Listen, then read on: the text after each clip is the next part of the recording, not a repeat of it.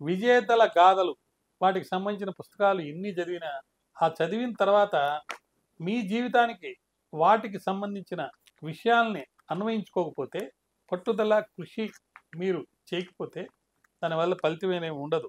అయితే చాలామంది ఏదో కారణం చెప్పి సానుభూతి పొంది వాళ్ళు చేయలేని దానికి ఎందుకు చేయలేకపోతున్నాము దాన్ని ఆసరాగా తీసుకొని తప్పించుకుంటున్నారు. అది కరెక్ట్ కాదు. అలా చేస్తే నష్టపోయేది మీరే. మీరు ఏ విధంగా మీ జీవితంలో విజయాలు సాధించాలంటే ఏదైనా సరే దానికి బాధ్యత మీరే వహించాలి.